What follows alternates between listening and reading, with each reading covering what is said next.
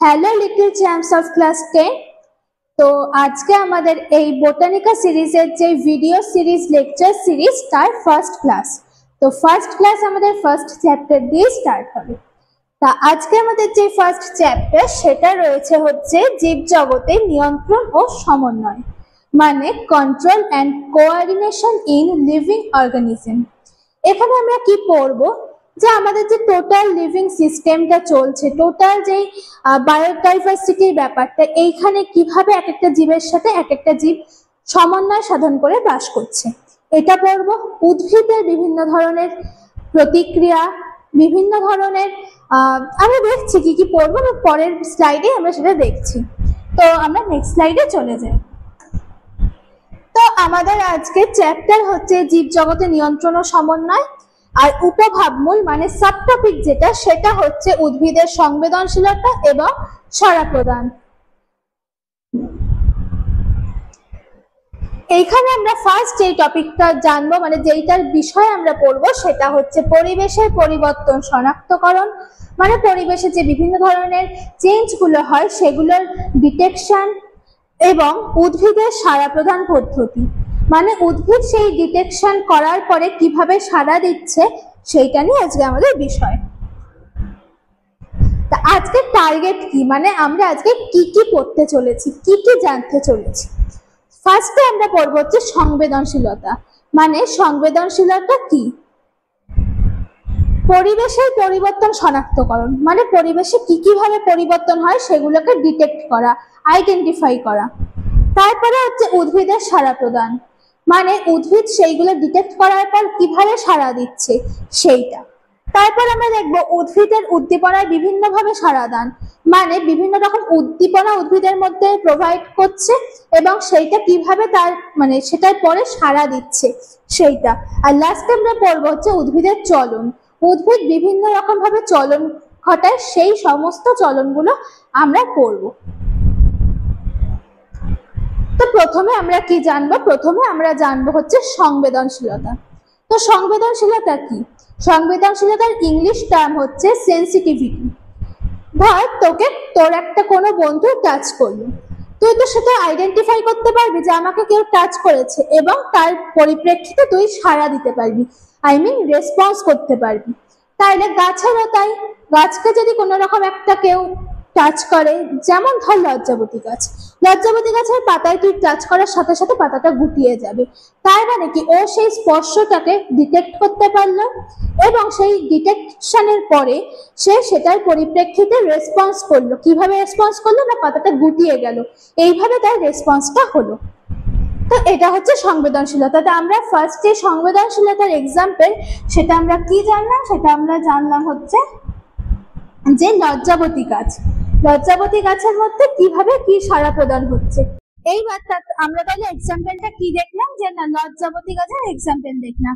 এখানে আমাদের কি হয়, এই একটা পাতা রয়েছে, এই যে একটা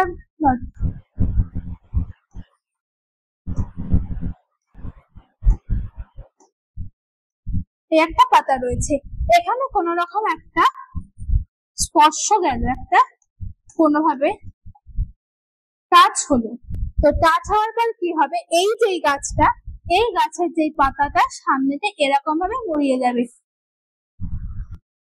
যাই হোক এইরকম ভাবে পাতাটা মুড়িয়ে যাবে। তাইলে কি আমরা এখানে কি রকম রেসপন্স দেখতে পারলাম, যে না নর্মাল ছিল পাতাটা, সেটা ট্রান্সফর্ম হয়ে কি হলো, পাতাটা গুটিয়ে গেল। তাহলে অবশ্যই এটা একটা সংবেদনশীলতা বা সেন্সিটিভিটির একটা এক্সাম্পল হলো। এইবার আমরা এক এক করে এই ধরনের বিভিন্ন ধরনের চলন বা গাছের রেসপন্স সম্পর্কে জানতে পারবো। তো এখানে কি বলেছে, বলেছে না জীব পরিবর্তনশীল পরিবেশে বাস করে। আমরা সবাই জানি জীব পরিবর্তনশীল পরিবেশে বাস করে। কোনো কোনো পরিবেশ মানে অনুকূল হয়, কোনো কোনো পরিবেশ প্রতিকূল হয়। অনুকূল মানে কি, যেগুলো নাকি জীবদের জন্য বা জীবদের ক্ষেত্রে যেগুলো নাকি সুবিধা প্রদানকারী, আর প্রতিকূল মানে কি, যেগুলো জীবদের ক্ষেত্রে ক্ষতিকর। তো এখানে কি বলেছে, জীব পরিবর্তনশীল পরিবেশে বাস করে, একদম ঠিক। তো পরিবেশের কোনো কোনো পরিবর্তন অনুকূল এবং সুবিধা প্রদানকারী, আবার কোনো কোনো পরিবর্তন প্রতিকূল কিংবা ক্ষতিকর। যে এবার আমরা কি জানবো, যে না সংবেদনশীলতার সংজ্ঞাটা কি, ডেফিনেশনটা কি। ডেফিনেশন হচ্ছে যে কোনো ধরনের পরিবর্তন শনাক্ত করে সেই অনুযায়ী সাড়া প্রদানের ক্ষমতা হলো সংবেদনশীলতা। কি বলছে যে যে কোনো ধরনের পরিবর্তন মানে যে বিভিন্ন রকম চেঞ্জ হয় পরিবেশে সেইগুলোকে ডিটেক্ট করছে, করার পর সেই অনুযায়ী রেসপন্স করছে, সেটা হচ্ছে সংবেদনশীলতা। তো এরপরে কি বলছে, এইটা আমরা জানলাম সংবেদনশীলতা কি, তা যেইটার জন্য রেসপন্সটা করছে সেটাকে আমরা কি বলবো, সেটাকে আমরা বলবো উদ্দীপক। আর এই উদ্দীপকের উদ্দীপনায় সাড়া দেয় হচ্ছে উদ্ভিদ। এই মানে রেসপন্সটা যেটা হয় সেটার জন্য দায়ী কে থাকে, উদ্দীপক বা স্টিমিউলাস। এই স্টিমিউলাস কি, যে না যেসব পরিবর্তন শনাক্ত হয় মানে গায়ে যেসব পরিবর্তন আইডেন্টিফাই করে এবং সাড়া প্রদানে সাহায্য করে এবং আইডেন্টিফাই করার পর যে রেসপন্স করছে সেটা হচ্ছে মানে যার জন্য করছে সেটা হচ্ছে উদ্দীপক বা স্টিমিউলাস। স্টিমিউলাস হচ্ছে প্লুরাল, আর যে যখনই এটা নাকি স্টিমিউলাস হচ্ছে সিঙ্গুলার, যখনই এটা নাকি প্লুরালে চলে যাবে তখন হচ্ছে স্টিমিউলি। বায়োলজির ক্ষেত্রে বেশিরভাগই দেখবি স্টিমিউলাস, যেমন লাস্টে আস আছে, এই আস গুলো সবসময় হয় সিঙ্গুলার, আর যখন নাকি ই হয়ে যায় সেটা হচ্ছে প্লুরাল। তো কি বলছে, সব উদ্দীপক হলো এক ধরনের শক্তি বা এনার্জি। প্রত্যেকটা উদ্দীপক এক ধরনের শক্তি বলেই তার প্রতি একটা রেসপন্স হচ্ছে কাজকে। আর যে সব জীবই কোনো না কোনো উদ্দীপনায় সাড়া দেয়, স্বাভাবিক। কেউ আলোতে, কেউ জলে, কিংবা কেউ টাচে, সব রকম ভাবে কেউ না কেউ সাড়া দেয়, সেগুলোই আমরা আজকে জানবো। আর লাস্টে কি বলছে যে কোনো কোনো উদ্দীপক জীবদেহের বাইরের পরিবেশে উৎপন্ন হয়, যেগুলো নাকি আমরা বলবো বাহ্যিক উদ্দীপক বা এক্সটার্নাল স্টিমিউলাস। আর কিছু কিছু আছে যেগুলো নাকি অভ্যন্তরীণ, মানে ধর হরমোন এই টাইপের যেগুলো বা ধর বিভিন্ন রকম আয়ন্স, এইগুলো হচ্ছে সমস্ত অভ্যন্তরীণ উদ্দীপক বা ইন্টারনাল স্টিমিউলাস। এরপরে কি বলছে, যে আগে আমরা দেখলাম যে স্টিমিউলাসের একটা ছোট্ট সংজ্ঞা, এখানে ভালো করে সংজ্ঞাটা দেওয়া আছে। কি বলছে না, পরিবেশের যে সকল ভৌত ও রাসায়নিক পরিবর্তনে জীব দ্বারা শনাক্ত হয় এবং জীবের সাড়া প্রদানে সাহায্য করে তাদের উদ্দীপক বলে। কেন বলছে ভৌত রাসায়নিক, বিভিন্ন রকম ভৌত পরিবর্তন কি, আলোর চেঞ্জ, তারপর তাপমাত্রার চেঞ্জ, এইগুলো হচ্ছে সমস্ত ভৌত। রাসায়নিক কি, ধর বিভিন্ন রকম আয়ন যেগুলো আছে, বিভিন্ন রকম হরমোন যেগুলো আছে, সেইগুলো চেঞ্জ হচ্ছে রাসায়নিক পরিবর্তন। তো তারপর কি বলছে, যে আমরা একটা এক্সাম্পল দিয়েছে কি, সূর্যালোক উদ্ভিদের উদ্দীপক হিসেবে কাজ করে। আমি বললাম আলো উদ্দীপক হিসেবে কাজ করতে পারে এবং আলোর দিকে উদ্ভিদের বৃদ্ধিতে সাহায্য করে। কি হচ্ছে, ধর আমি এই গাছটা দিয়ে যদি আমি বলি, তো কি হচ্ছে, এই গাছটা প্রথমে ধর গাছটা এরকম ছিল,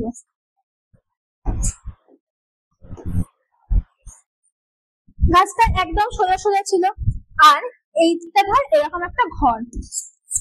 তো তারপর ধর এখান থেকে সানলাইট আসলো, তো এই সানলাইটটা তখন কি হবে, সানলাইটটা যখন এইখান থেকে আসবে সেই সমস্ত গাছগুলো এই দিকে বেঁকে যাবে। আবার ধর আমি এটাকে মুছে দিলাম, ধর এটা না, ধর গাছগুলো এরকম লম্বা সোজা সোজা আছে, তো সানলাইটটা আসা হচ্ছে এই দিক থেকে, তো গাছগুলো তখন কোন দিকে মুভ করবে, এই দিকে। মানে আমরা কি বুঝলাম, যে সূর্য যেই দিকে আছে মানে আলো যেদিক থেকে আসছে গাছ সবসময় সেদিকে বেঁকে যাবে। এইখানেও দেখ সেরকমই একটা এক্সাম্পল, যে একটা গাছ রয়েছে আর এইদিকে জানলা, মানে জানলা দিয়ে আলো প্রবেশ করছে, তো আলো প্রবেশ করছে মানে কি গাছগুলো সমস্ত আলোর দিকে বেঁকে যাচ্ছে, তাই যে গাছগুলো এরকম ভাবে বেঁকে গেছে, আলোর দিকে বেঁকে গেছে। এই একটা এক্সাম্পল গেল। তো আমরা এবার দেখবো হচ্ছে যে বিভিন্ন ধরনের আমি বললাম উদ্দীপক হয়, এই উদ্দীপক গুলো কেমন হয় সেইগুলো। তো উদ্দীপক হচ্ছে স্টিমিউলাস। স্টিমিউলাস বললাম দুই ধরনের হয়, একটা হচ্ছে ইন্টারনাল আর একটা হচ্ছে এক্সটার্নাল। উদ্ভিদের ক্ষেত্রে ইন্টারনাল স্টিমিউলাস কি আর এক্সটার্নাল স্টিমিউলাস কি আমাদের সেগুলো দেখতে হবে। আর ইন্টারনাল স্টিমিউলাস এর মধ্যে আমরা কি কি পাবো, আমরা পাবো হচ্ছে বিভিন্ন ধরনের হরমোনস,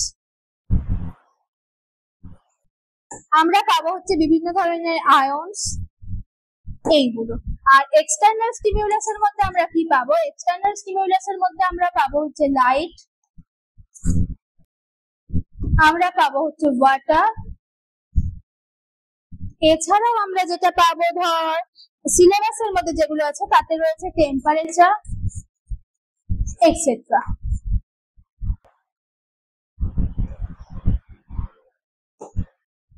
এইগুলো হচ্ছে সমস্ত এক্সটার্নাল স্টিমিউলাসের মধ্যে পড়ছে। তো এগুলো আমরা এবার দেখে নিই যে কি কি রকম এক্সাম্পল দেখি কয়েকটা। তো কি বলছে যে বাহ্যিক উদ্দীপক বা এক্সটার্নাল স্টিমিউলাস, অভ্যন্তরীণ উদ্দীপক বা ইন্টারনাল স্টিমিউলাস। এই ধরনের উদ্দীপক কি হয়, বাহ্যিক উদ্দীপক গুলো কি হয় না, এই ধরনের উদ্দীপক জীবের বাইরের পরিবেশে উৎপন্ন হয়। যেমন বলেছে আলো, যেমন বলেছে উষ্ণতা, অভিকর্ষজ বল মানে গ্র্যাভিটেশন ফোর্স, এইগুলো। আর অভ্যন্তরীণ উদ্দীপক বা ইন্টারনাল স্টিমিউলাস মানে কি, এই ধরনের উদ্দীপক জীব দেহের অভ্যন্তরে অভ্যন্তরীণ পরিবেশগত মানে কি অভ্যন্তরে উৎপন্ন হয়। যেমন বিভিন্ন ধরনের হরমোন, প্ল্যান্ট হরমোন যেমন অক্সিন, বিভিন্ন আয়ন যেমন সোডিয়াম, পটাশিয়াম, ক্যালসিয়াম ইত্যাদি, এগুলো কিন্তু আয়ন রূপে থাকে। মানে ধর সোডিয়াম Na+, ক্যালসিয়াম Ca2+, এরকম আয়ন রূপে থাকে। এরপর আমরা কি দেখবো যে উদ্ভিদে যে বিভিন্ন রকম সাড়াদান হয়, তাই তো উদ্ভিদ তো কোনো একটা স্টিমিউলাস ডিটেক্ট করার পর তার রেসপন্সটা দেখায়। তো এই রেসপন্সটা দুই ধরনের হয়, একটা হয় পজিটিভ রেসপন্স আর একটা হয় নেগেটিভ রেসপন্স। মানে কি পজিটিভ রেসপন্সে কি হয়, এক্ষেত্রে উদ্ভিদ উদ্দীপকের দিকে সরে যায়। মানে কি ধর আলোটা আসছে, আলোর দিকে সরে গেল বা আলোর দিকে বেঁকে গেল, এটা হচ্ছে পজিটিভ। আর নেগেটিভ কি, নেগেটিভ হচ্ছে এই ক্ষেত্রে উদ্ভিদ উদ্দীপকের থেকে দূরে সরে যায়। মানে ধর আর কোনো গাছ আলো পছন্দ করছে না, মানে আলোর দিকে তারা নেগেটিভ, আলো আসছে দিকে তার উল্টো দিকে বেঁকে যাচ্ছে, এইটা হচ্ছে নেগেটিভ রেসপন্স। আর উদ্ভিদের কিন্তু কোনো স্নায়ুতন্ত্র নেই, এইটা কিন্তু শর্ট কোশ্চেন আসতেই পারে যে উদ্ভিদের কোনো স্নায়ুতন্ত্র নেই। উদ্ভিদ নির্দিষ্ট কয়েকটা পর্যায়ের মাধ্যমে সাড়াদান করে।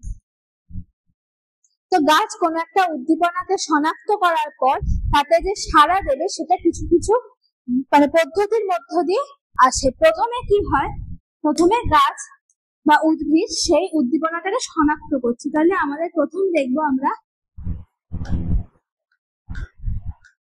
উদ্দীপনা শনাক্তকরণ।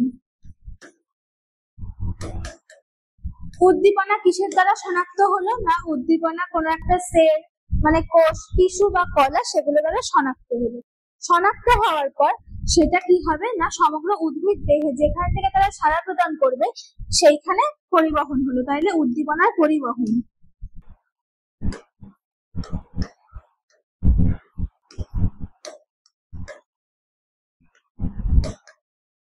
এবং এটা সমগ্র উদ্ভিদ দেহে পরিবহন হওয়ার পর সেটাকে তো সাড়া প্রদান করতে হবে। তো সেটাই সাড়া প্রদান করার জন্য একটা মেসেঞ্জার, কেমিক্যাল মেসেঞ্জার, তার মাধ্যমে সেটা সাড়া প্রদান করলো।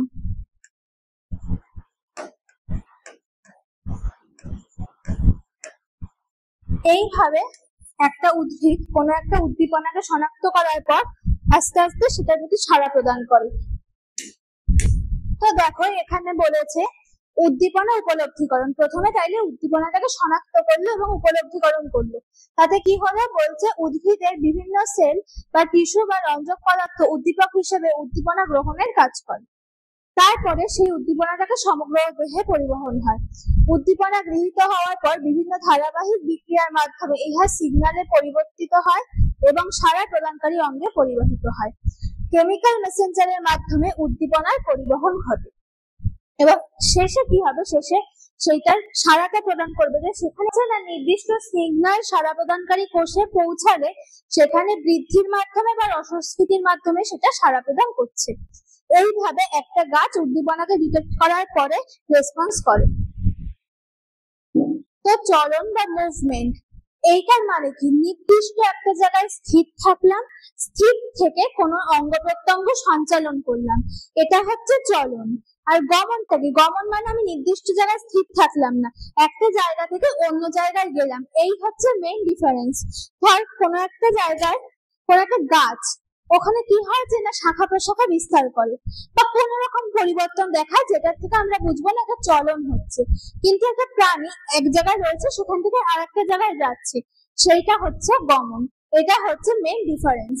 তো কি বলেছে, অধিকাংশ উদ্ভিদ নির্দিষ্ট স্থানে আবদ্ধ থাকায় প্রাণীদের তুলনায় তাদের মধ্যে সাড়া প্রদানের ঘটনা কম চোখে পড়ে। স্বাভাবিক, কোনো একটি নির্দিষ্ট জায়গায় স্থির থেকে উদ্ভিদের অঙ্গ প্রত্যঙ্গ সঞ্চালন ঘটে, যেটাকে আমরা বলি চলন। উদ্ভিদ জগতের দ্রুত চলাচলের ঘটনা অত্যন্ত বিরল। উদ্ভিদের সাড়া প্রদান বলতে সাধারণত কি বোঝায় না বৃদ্ধিজ চলন বা রসস্ফীতিজনিত চলন। লজ্জাবতী, বনচারাল, এইগুলো লজ্জাবতীর এক্সাম্পলটা আমি অনেক আগেই দিয়েছি, ওরা কিভাবে চলন দেখায়। এছাড়া বনচারালের এক্সাম্পলে পরে আসছি। এরা এইভাবে বিভিন্ন রকম চলন দেখায়। এরপরে চলে আসলাম আমরা সংবেদনশীলতা। সংবেদনশীলতা কি সেটা অনেক আগে আমরা জেনে এসেছি। তো সংবেদনশীলতা প্রথম এই ধর্মতা প্রমাণ করে কে, আচার্য জগদীশচন্দ্র বসু। তিনি কি করেছিলেন, একটা গাছের মধ্যে উদ্দীপনা পাঠিয়েছিলেন এবং উদ্দীপনা পাঠিয়ে দেখেছিলেন যে গাছ সেটার প্রতি রেসপন্স করে বা সাড়া দেয়। এখান থেকে তিনি গাছের সংবেদনশীলতা ধর্মটা প্রমাণ করে। আর এই যে কোশ্চেনটা যে লজ্জাবতী এবং বনচারাল উদ্ভিদে জগদীশচন্দ্র বোস বৈদ্যুতিক উদ্দীপনা পাঠিয়ে ড্যাশ ধর্ম প্রমাণ করে, সেখানে হবে হচ্ছে সংবেদনশীলতা ধর্ম। এই কোশ্চেনটা মাধ্যমিকে বহুবার রিপিট হয়েছে এবং এবারে প্রত্যেকবারই আসার জন্য মানে ইম্পর্টেন্ট কোশ্চেন। তো এটা কিন্তু অনেকবার আসে, এটা মনে রাখবি। এরপর আসছে চলন। চলন কি আমরা তো বুঝলাম যে একটা নির্দিষ্ট জায়গায় স্থির থেকে বিভিন্ন রকম অঙ্গ প্রত্যঙ্গ সঞ্চালন। তো এটা যে ডেফিনেশন সেটা কি বলেছে না কোনো একটি নির্দিষ্ট জায়গায় স্থির থেকে স্বতঃস্ফূর্তভাবে বা উদ্দীপকের প্রভাবে জীবের অঙ্গ প্রত্যঙ্গ সঞ্চালনের ঘটনাকে আমরা কি বলবো, চলন।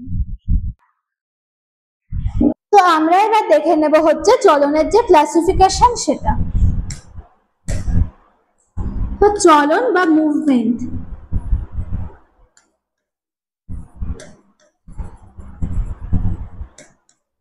এটাকে আমরা প্রথমে দুই ভাগে ভাগ করে নিই। প্রথম ভাগটাকে আমরা বলবো হচ্ছে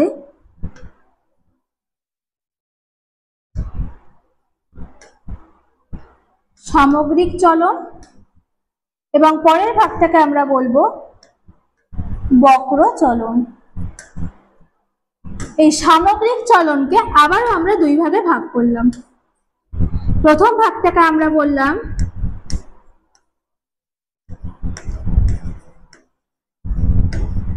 স্বতঃস্ফূর্ত সামগ্রিক চলন এবং পরের ভাগটাকে বললাম আবিষ্ট সামগ্রিক চলন। এবং বক্র চলনটাকেও একইভাবে আমরা দুই ভাগে বললাম, একই রকম স্বতঃস্ফূর্ত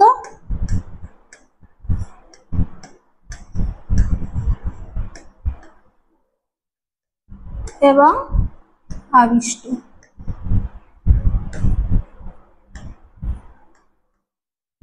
এইটা হচ্ছে গেল আমাদের চলনের ক্লাসিফিকেশন।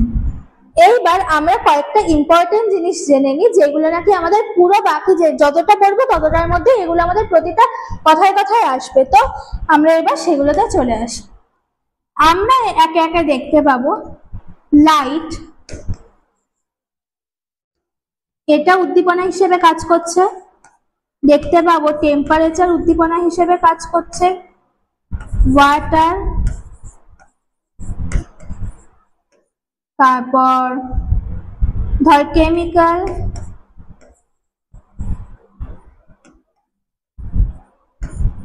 কিংবা ধর গ্র্যাভিটেশনাল ফোর্স, গ্র্যাভিটেশন, এইগুলোকে। তো এগুলোকে আমরা এই নামে দেখতে পাবো না, এগুলোর প্রত্যেকটা একটা আলাদা আলাদা নাম দেখতে পাবো। তো সেইগুলো আমরা জেনে নিই। তো গ্র্যাভিটেশন আমাদের প্রথমে আছে, গ্র্যাভিটেশনকে আমরা কি বলবো, জিও। এরপর আছে লাইট, এইগুলোকে আমরা বলবো ফটো। টেম্পারেচার, এখানে আমরা বলবো থার্মো। ওয়াটার হাইড্রো, আর কেমিক্যাল কেমো।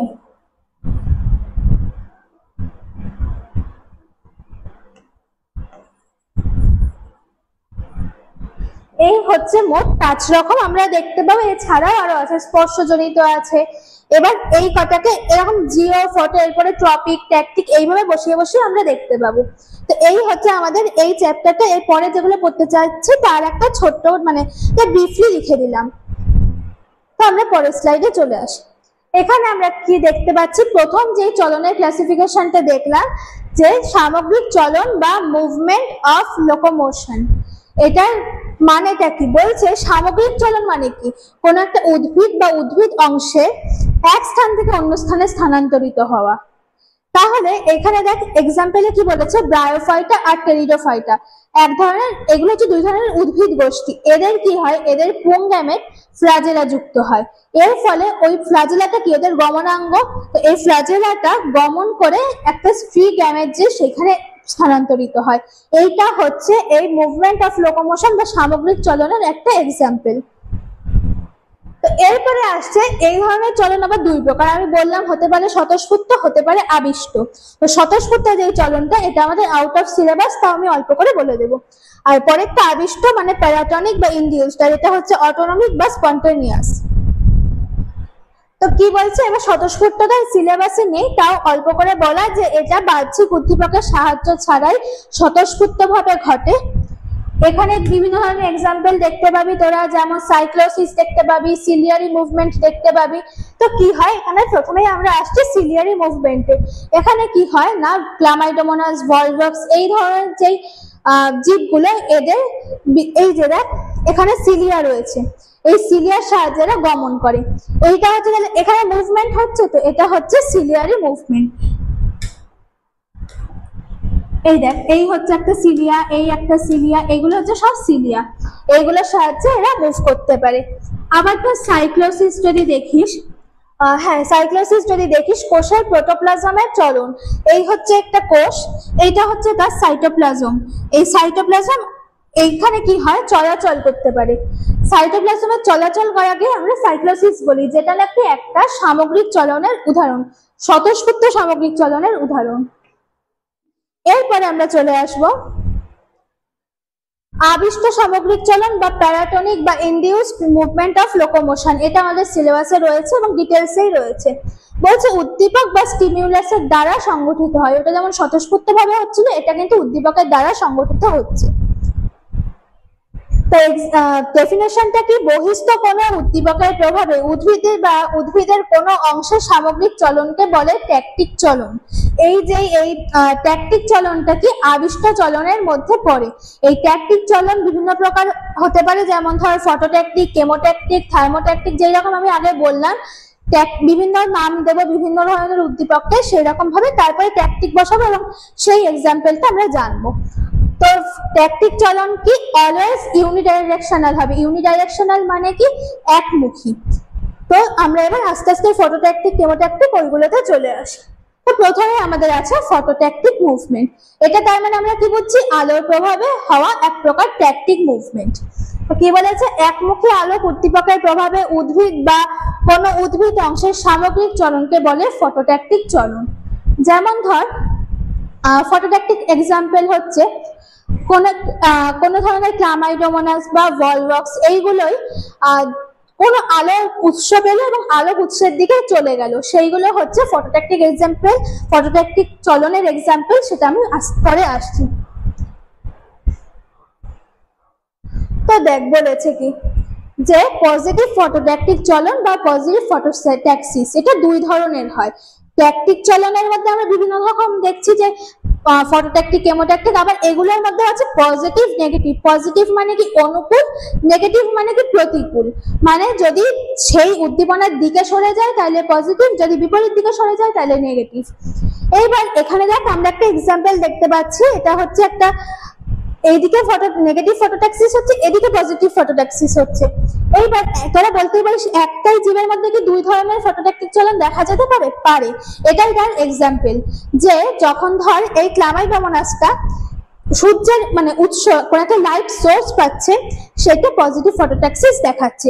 কিন্তু এই সোর্সটাই যদি খুব তীব্র হয়ে যায়, মানে আলোক উৎসটাই যদি খুব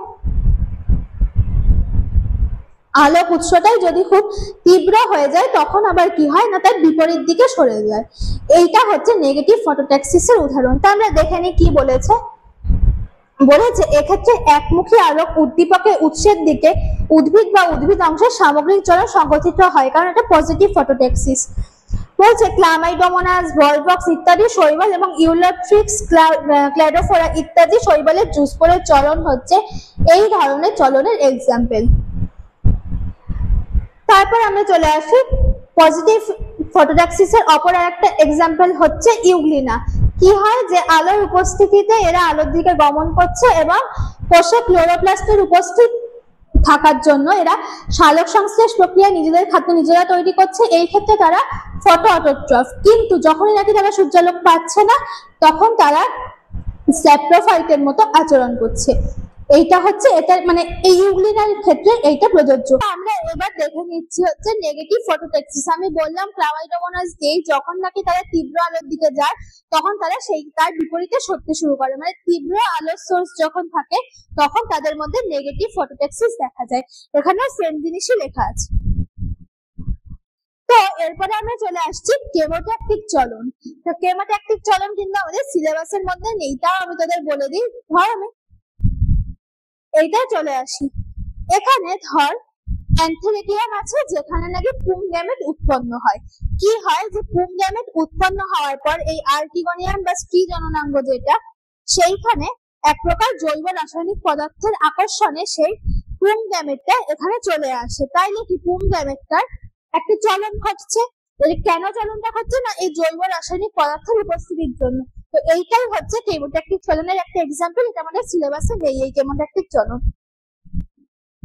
এরপরে আমাদের আছে থার্মোট্যাকটিক চলন, এটাও সিলেবাসের মধ্যে না, এগুলো জাস্ট জানার জন্য আমি বলে রাখছি। কি হয় না এই ক্ষেত্রে তাপমাত্রার পরিবর্তন যেই হয় সেটাই উদ্দীপক হিসেবে কাজ করছে। এটা অত তোদের পড়ার দরকার নেই। যাই হোক এখানেও তোদের পজিটিভ থার্মোট্যাক্সিস আছে, নেগেটিভ থার্মোট্যাক্সিস আছে। যদি মনে করিস পড়বি তাহলে এটা স্ক্রিনশট করে নিয়ে দেখে নিতে পারিস। এরপর আমরা চলে আসছি, এটা আমাদের সিলেবাসে পুরোটাই আছে, যে বক্র চলন বা movement of curvature. Movement of curvature কি বলছে যে স্বতঃস্ফূর্ত ভাবে বা বহিস্থ উদ্দীপকের প্রভাবে বৃদ্ধিজনিত বা রসস্ফীতিজনিত কারণে উদ্ভিদ অঙ্গের চলন যখন নানাভাবে বক্রতা সৃষ্টির মাধ্যমে সংগঠিত হয়। বক্রতা সৃষ্টির মাধ্যমে কি বৃদ্ধিজনিত চলন এবং রসস্ফীতি জনিত চলনের মাধ্যমে একটা কার্ভেচার সৃষ্টি হচ্ছে, যার কারণে এটাকে আমরা বলছি মুভমেন্ট অফ কার্ভেচার। এটা আবার দুই প্রকার হতে পারে, স্বতঃস্ফূর্ত এবং আবিষ্ট। তো ফার্স্টে কি আছে স্বতঃস্ফূর্ত বক্রচলন। এটা কি হয় বাহ্যিক উদ্দীপকের সাহায্য ছাড়াই ঘটে। স্বতঃস্ফূর্ত মানে স্বতঃস্ফূর্ত হলে আমাদের কোনো রকম উদ্দীপকের প্রভাব লাগবে না। এই ধরনের চলনও বিভিন্ন প্রকার হতে পারে, যেমন আমরা বললাম জল বা তারপর তাপমাত্রা এগুলোর উপর বেস করে। তো ফার্স্টে আছে আমাদের স্বতঃস্ফূর্ত প্রকরণচলন বা অটোনমিক মুভমেন্ট অফ ভ্যারিয়েশন। এখানে কি হয় না এটা হচ্ছে সেই বঞ্চারাল গাছ। আমি যখন প্রথমে দেখি অনেক আগে একটা স্লাইডে যখন আমি জগদীশ চন্দ্র বসুর কথাটা বলেছিলাম তখন বললাম লজ্জাবতী আগে বলা আছে বঞ্চারাল পরে আসছে। কি হয় এই বঞ্চারাল বা টেলিগ্রাফ প্ল্যান্ট যেটা এখানে প্রকরণ চলন দেখা যায়। এখানে যখন নাকি একটা স্টিমিউলাস আসে সেখানে পাতা দুটো এরকম রয়েছে, এটা আস্তে আস্তে নিচের দিকে নেমে আসে এবং তবে আরো নিচের দিকে নেমে আসে এবং যখন নাকি উদ্দীপনাটা আস্তে আস্তে সরে যায় পাতা দুটো আবার তার পুরোনো জায়গায় ফিরে যায়। এইভাবে তারা চলনটা মানে সংগঠিত হয়। তো কি বলছে রসস্ফীতি হ্রাস বৃদ্ধির কারণে এই ধরনের চলন সম্পন্ন হয়। কি হয় যেটা আমি বললাম যে এটা কেন হয় মানে উপর নিচ যে হয় এটা কেন হয় সেই অভিশ্রবণ প্রক্রিয়াটা এখানে সংক্ষেপে বলা আছে, দেখে নি। পত্রক দুটি থেকে বহি অভিশ্রবণ প্রক্রিয়ায় জল বেরিয়ে গেলে পত্রক দুটি নিচের দিকে নেমে যায়। যখন এখানে জল আছে তখন কি হচ্ছে এই দুটো উপরে রয়েছে, কিন্তু যেই না এখানে উদ্দীপনটা যাচ্ছে অভিশ্রবণ প্রক্রিয়া সমস্ত জল বেরিয়ে আসছে। বহি অভিশ্রবণ হচ্ছে মানে এক্সো অসমোসিস যেটা।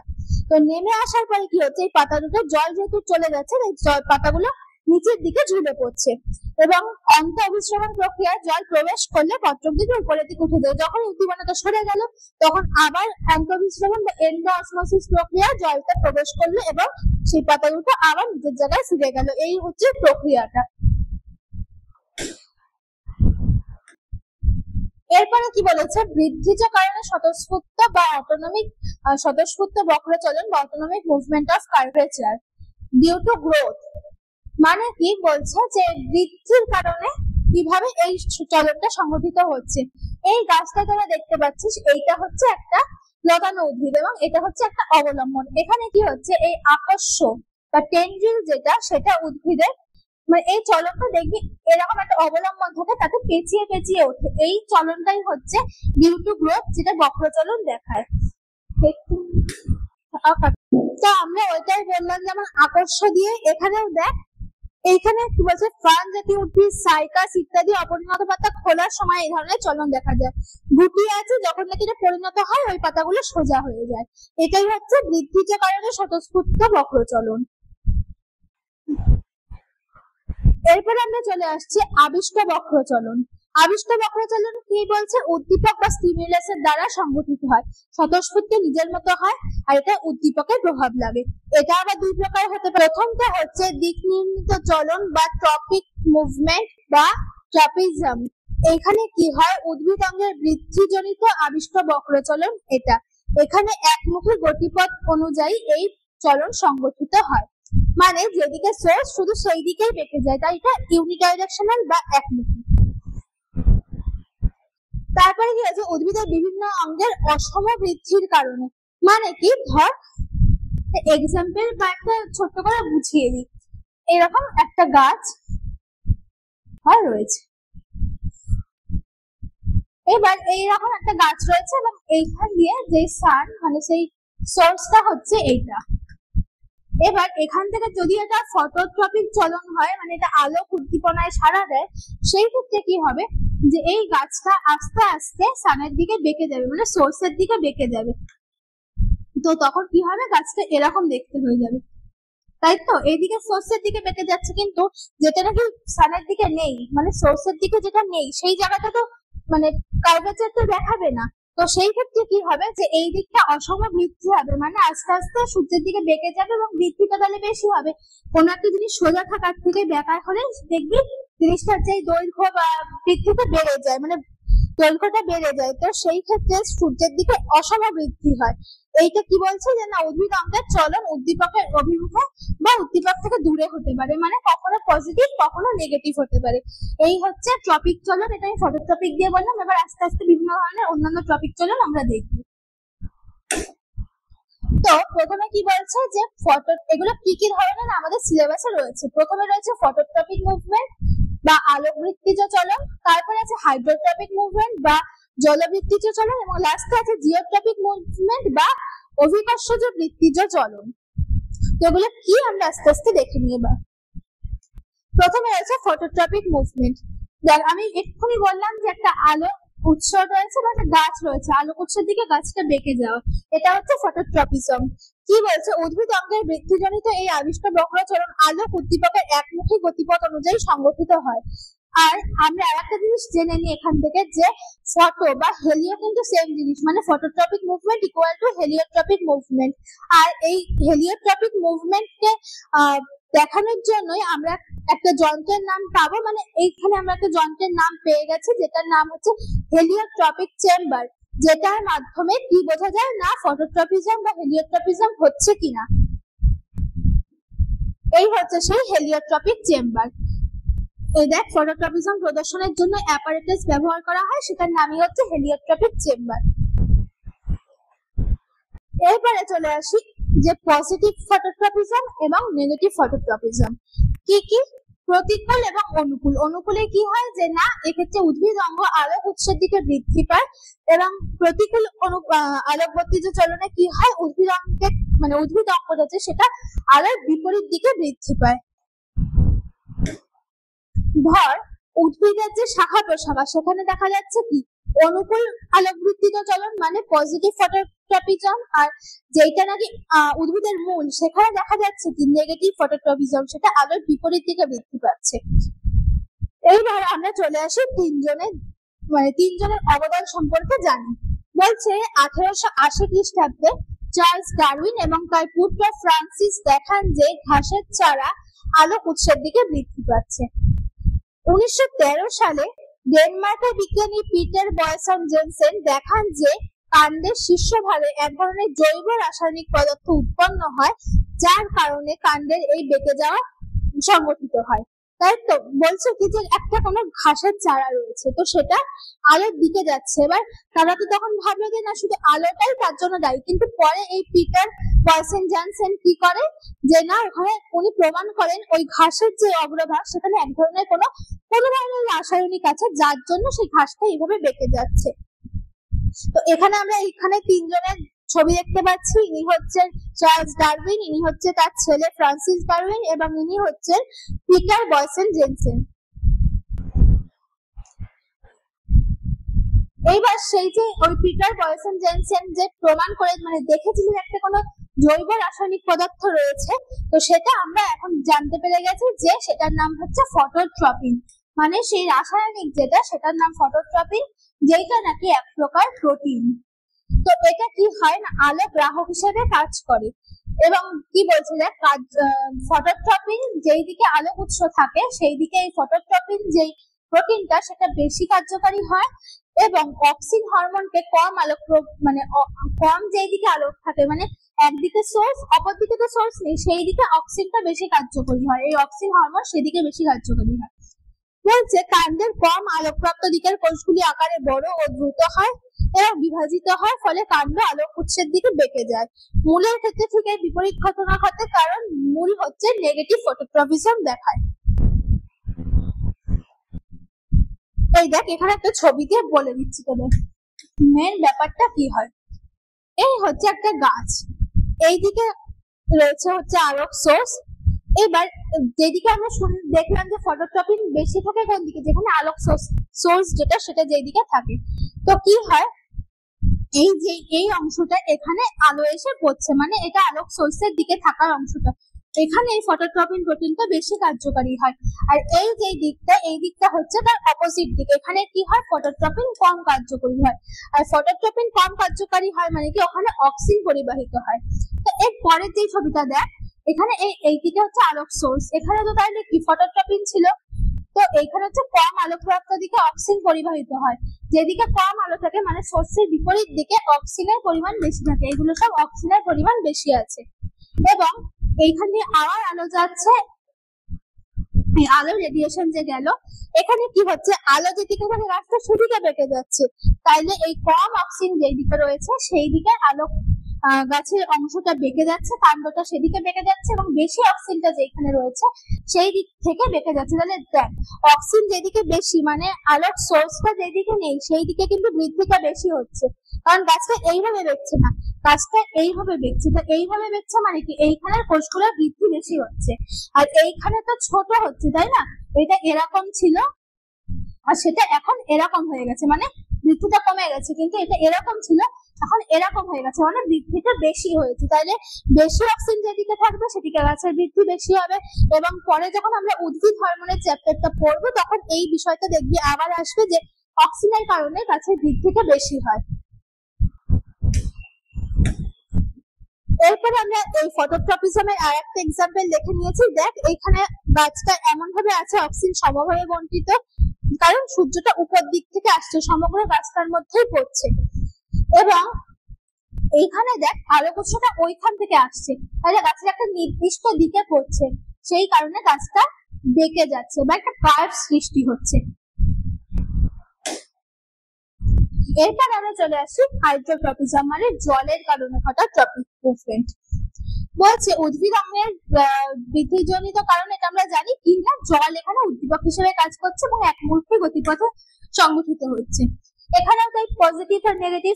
পজিটিভ মানে কি দেখ গাছের যে মূল সেটা কি নিচের দিকে যায় মানে জলের দিকে যায়, তাহলে ওটা এই ক্ষেত্রে অনুকূল বা পজিটিভ।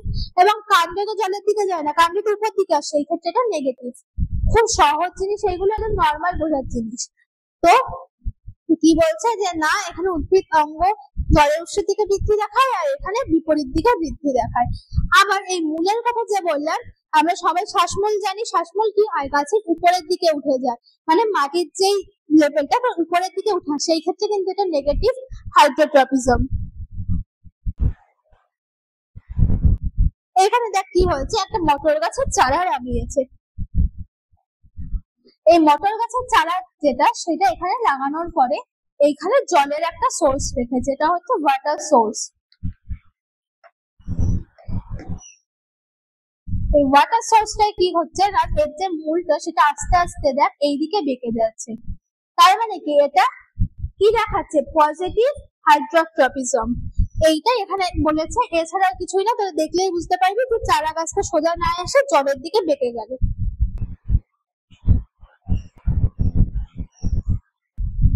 এরপর আমরা চলে আসি হচ্ছে জিওট্রপিক মুভমেন্ট। উদ্ভিদ অঙ্গের বৃদ্ধিজনিত কারণে এই ধরনের মুভমেন্ট ঘটে। কি হয় না, এখানে গ্র্যাভিটি বা অভিকর্ষজ বল উদ্দীপক বা স্টিমিউলাস হিসেবে কাজ করে। এটা গ্র্যাভিটেশন নামেও পরিচিত। এখানে আবার দুই রকম আছে, পজিটিভ জিওট্রপিজম এবং নেগেটিভ জিওট্রপিজম। পজিটিভ জিওট্রপিজম কেমন, যেটা নাকি মূলটা হতে পারে পজিটিভ হাইড্রোট্রপিজম যেরকম, আবার পজিটিভ জিওট্রপিজমও তেমন। কারণ মূলটা দুটোই কিন্তু দেখবি অভিকর্ষজ বলে মানে নিচে, জলও নিচে, তো দুটোই ওই দিকেই যাচ্ছে। আর শাখা প্রশাখা বা গাছের কাণ্ড যেটা, সেটা সব থেকে বলা বেস্ট যে গাছের কাণ্ডটা ঠিক তার অপোজিটে আসছে, মানে ওটা প্রতিকূল বা নেগেটিভ জিওট্রপিজম। এরপরে আমরা যেটা দেখবো সেটা হচ্ছে ডায়াজিওট্রপিক চলন। ডায়াজিওট্রপিক চলনটা কি, দেখ এইটা হচ্ছে মূল, প্রধান মূল হচ্ছে এইটা, বা ধর এই হচ্ছে শাখা প্রশাখা। এই ডায়া মানে কি সরি এটা হচ্ছে কাণ্ড। ডায়া মানে কি বোঝায় না, এটা যখন এইরকম সোজা ভাবে না গিয়ে এইরকম পাশটা নেবে।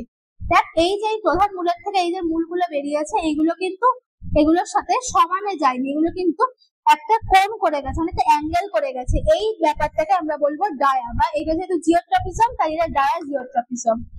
তো কি বলছে, উদ্ভিদের শাখা মূল কাণ্ডের শাখা প্রশাখা গ্রন্থিকাণ্ড অভিকর্ষজ বলের প্রতি কম সংবেদনশীলতা দেখায়, তাই এগুলো তীর্যক ভাবে বৃদ্ধি পায়। অভিকর্ষজ বলের সাথে কিভাবে বৃদ্ধি পায়, তীর্যক ভাবে। অভিকর্ষজ বল তো লম্বালম্বি এবং এটা যাচ্ছে কি হরাইজন্টালি। এটাকেই বলে ডায়াজিওট্রপিক চলন। এইবার আমরা দেখ একটা যন্ত্র দেখছি, এই যন্ত্রটার নাম হচ্ছে ক্লিনোস্ট্যাট। এই যন্ত্রের সাহায্যে জিওট্রপিজমকে প্রদর্শন করা হয়। কি হয় যে এর সাহায্যে একটা পটে রাখা উদ্ভিদকে একটি নির্দিষ্ট গতিতে ঘোরানো হয়। এইখানে ক্লিনোস্ট্যাটটার মাথায় একটা টপকে রেখে দেওয়া হয়, যার মধ্যে একটা উদ্ভিদ আছে, এবং এটাকে নির্দিষ্ট গতিতে ঘোরানো হয়, এবং তারপরে যেই জিনিসটা আমরা দেখতে পাই সেখান থেকে আমরা মানে আমরা এই ধারণা পাই যে এই গাছটা জিওট্রপিজম প্রদর্শন করছে। এরপরে আমাদের রয়েছে ন্যাস্টিক মুভমেন্ট। ন্যাস্টিক মুভমেন্ট কি, আমরা যেটা আগে দেখলাম ট্রপিক মুভমেন্ট, ওটা ছিল হচ্ছে বৃদ্ধিজনিত চলন, এবং ন্যাস্টিক মুভমেন্ট যেটা সেটা হচ্ছে রসস্ফীতিজনিত চলন। এই ক্ষেত্রে কি হয় যে না, এটা একটা আবিষ্ট বক্র চলন, এবং এটা আলোক তীব্রতার সাথেও সংঘটিত হয়, কিন্তু এটা বৃদ্ধির মাধ্যমে মানে চলনটা দেখায় না। এটা চলনটা দেখায় কিসের মাধ্যমে, না রসস্ফীতির মাধ্যমে। এটা একমুখী বা ইউনিডাইরেকশনাল হয়। তো এগুলো বিভিন্ন প্রকার চলন আবার হতে পারে এই ন্যাস্টিক চলনের মধ্যে, কিনা ফটোন্যাস্টিক হতে পারে, থার্মোন্যাস্টিক, কেমোন্যাস্টিক এবং সিসমোন্যাস্টিক। এই চারটেই আমাদের সিলেবাসে আছে। তো আমরা ফার্স্টেই চলে যাই ফটোন্যাস্টিক চলন। ফটোন্যাস্টিক চলন মানে আমরা কি বুঝতে পারছি, আলোর তীব্রতার কারণে ঘটা কোনো একটা চলন। তো কি বলছে, উদ্ভিদ অঙ্গের রসস্ফীতিজনিত এই ধরনের আবিষ্ট বক্রচলন আলোক উদ্দীপকের তীব্রতা হ্রাস বৃদ্ধির সাথে ঘটে। তার মানে কি হচ্ছে যে না, কোন একটা ধর সূর্যের যে তীব্র আলো যখন থাকছে তখন এক প্রকার চলন হচ্ছে, এবং যখন আস্তে আস্তে তীব্রতা কমে যাচ্ছে তখন চলনের অন্যরকম এক ধরনের চলন দেখা যাচ্ছে। মানে কি, যখন তীব্রতার উপর এটা নির্ভর করছে। দেখ যেমন পদ্ম ফুল, সূর্যমুখী, এগুলোতে কি হয়, দিনের আলোর সময় এগুলো ফোটে, আর সন্ধ্যের আলো যখন চলে যায় তখন এই ফুলগুলো বুঝে যায়। তো তার মানে কি, আলোর তীব্রতা যখন বেশি থাকছে তখন এই ফুলগুলো ফুটছে, এবং আলোর তীব্রতা কমে গেলে ফুলগুলো নিভে যাচ্ছে। আবার দেখ একদম উল্টো ভাবে বললে, বেল ফুল, সন্ধ্যা মালতী, হাসনুহানা ইত্যাদি ফুল রাত্রে ফোটে, কিন্তু দিনের বেলা সূর্যের আলোকে বুঝে যায়। এইবার আমরা চলে আসছি হচ্ছে ফটোন্যাস্টিক চলনের পরে। এখানে আমরা দেখতে পাচ্ছি থার্মোন্যাস্টিক চলন। থার্মোন্যাস্টিক চলন মানে কি, উদ্ভিদের যে বৃদ্ধিটা হয় এটা উষ্ণতার তীব্রতা, যেটা মানে উষ্ণতা বৃদ্ধি হলে একরকম, উষ্ণতা কমলে একরকম। যেমন ধর টিউলিপ, এই ফুলের ক্ষেত্রে যখন উষ্ণতা বেশি থাকে তখন এই ফুলগুলো মানে উষ্ণতা বৃদ্ধি হলে এই ফুলগুলো ফুটে যায় এবং যখন উষ্ণতা কম থাকে তখন এই ফুলগুলো বুঝে থাকে। একইভাবে এখানে জাফরান ফুল বলেছে, এখানেও তাই হয়, উষ্ণতা বৃদ্ধি হলে ফুলগুলো ফোটে, উষ্ণতা হ্রাস পেলে ফুলগুলো বুঝে যায়। এটা হচ্ছে উদ্ভিদঙ্গের রসস্ফীতি জনিত এই ধরনের আবিষ্ট বক্রচলন উষ্ণতা হ্রাস বৃদ্ধির সাথে সংগঠিত হয়। নেক্সট আমরা দেখবো হচ্ছে এই একইভাবে বা কিভাবে হয়, এটা তোদের জানার কোনো দরকার নেই, তো আমি জাস্ট বলে দিই যে তাপমাত্রা হ্রাস পেলে পাপড়িগুলোর বাইরের সারফেস দ্রুত বৃদ্ধি পায়, ফলে পাপড়িগুলো বুঝে যায়, আর তাপমাত্রা বৃদ্ধি পেলে পাপড়িগুলোর ভিতরের সারফেস দ্রুতভাবে বৃদ্ধি ঘটে, ফলে পাপড়িগুলি খুলে যায়।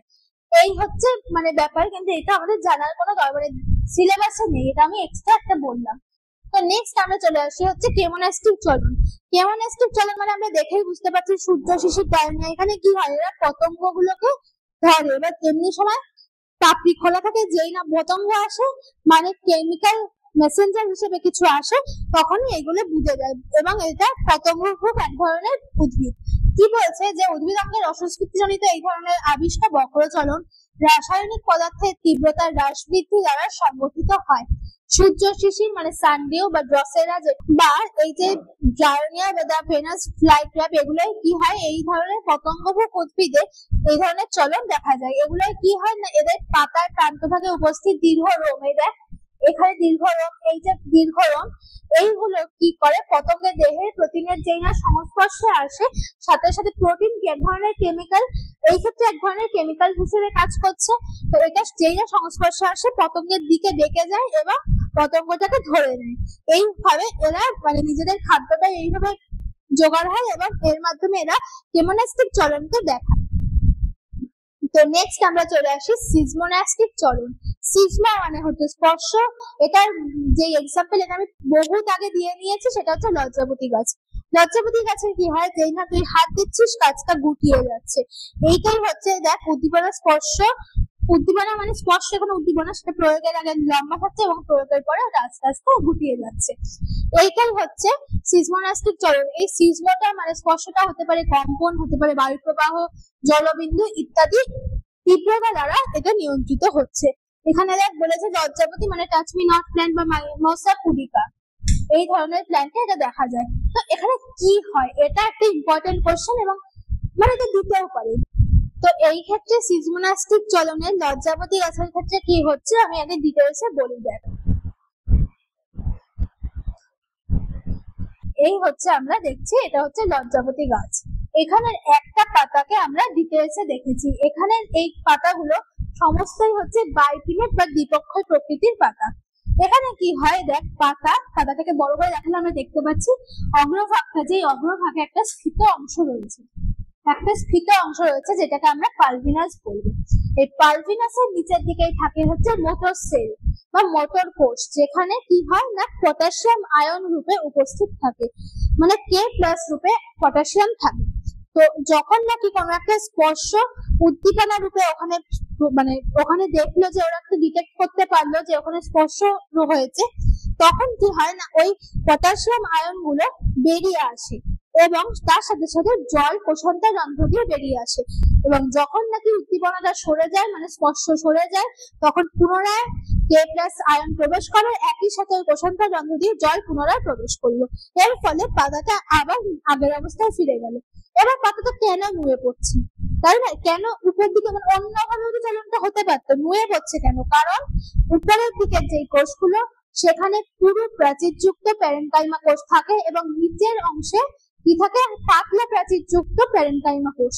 এবার উপরে যেহেতু পুরো থাকে সে কারণে জল বেরিয়ে যেতে পারে না, কিন্তু নিচে যেহেতু পাতলা তাই জল বেরিয়ে যায়, সেই কারণে প্রেসারটা বেশি হয়, তাই উপরে থেকে পাতাটার প্রেসার আসায় সেটা নিচের দিকে নুয়ে পড়ে।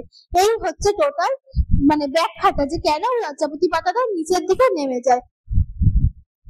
তো আমরা এবার দেখে নিই এখানে কি বলছে।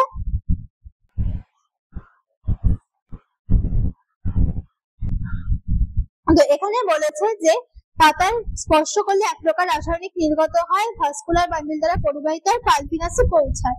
পালভিনাসের নিচের দিকের মোটর কোষগুলি পটাশিয়াম আয়ন বেরিয়ে আসে, যেটা আমি বললাম এক্ষুনি, এবং জল কোষান্তর রন্ধ্র দিয়ে বেরিয়ে আসে এবং কি হয়, কোষগুলো সংকুচিত হয়। উপরের দিকে পুরো প্রাচীরযুক্ত কোষগুলো কোনো পরিবর্তন হয় না। পুরো প্রাচীর কিসের না, প্যারেনকাইমা কোষের। ফলে উপরের বর্ধিত ওজনের জন্য পত্রক সহ সমস্ত পাতাকে ঝুলে পড়ে। আবার উদ্দীপনা অপসারিত হলে কি হয়, পটাশিয়াম আয়ন পুনরায় প্রবেশ করে, ফলে কোষান্তর স্থান থেকে জল কোষের মধ্যে ঢুকে যায় এবং পত্রক সহ সমগ্র পাতাটি আবার স্বাভাবিক অবস্থায় ফিরে আসে। আর এখানে বলেছে হচ্ছে এটার যে স্ট্রাকচার, লজ্জাবতী পাতার যে স্ট্রাকচার সেটা একটু দেখে নিস, এটা পড়তে হবে না, যাই হোক একটু দেখে নিস। আর লাস্টে আছে হচ্ছে নিক্লিনাস্টিক চলন। এইটা কেন হয়, দিন রাত্রি সংগঠনের কারণে এই নিক্লিনাস্টিক চলন হয়। বিভিন্ন ধরনের যে লেগুম জাতীয় গাছগুলো, মানে ডাল জাতীয় যত সমস্ত গাছ আছে সবই লেগুম গাছের মধ্যে পড়ে, এইগুলোতে এই নিক্লিনাস্টিক চলন দেখা যায়। এই নিক্লিনাস্টিক চলনকে আমরা কি বলবো, স্লিপ মুভমেন্টে আমরা বলে থাকি। এই হচ্ছে আজকে আমাদের টোটাল ক্লাস গেল। তোদের যদি কোনো জায়গায় কোনো কিছু বুঝতে অসুবিধা থাকে অবশ্যই কমেন্ট করে জানিয়ে দিস। আর এটা আমাদের ফার্স্ট চ্যাপ্টারের ফার্স্ট টপিক পুরো কমপ্লিট হয়ে গেল। এরপরে নেক্সট দিন আমরা কি নিয়ে পড়বো, ফাইটো হরমোন বা প্ল্যান্ট হরমোনের চ্যাপ্টারে আসবো। তো যাই হোক আজকে এই অবধি। ভালো লাগলে চ্যানেলটাকে সাবস্ক্রাইব করে দিস, লাইক করিস আর বন্ধুদের মধ্যে শেয়ার করে দিস। তো আজকে এই অবধি, থ্যাংক ইউ।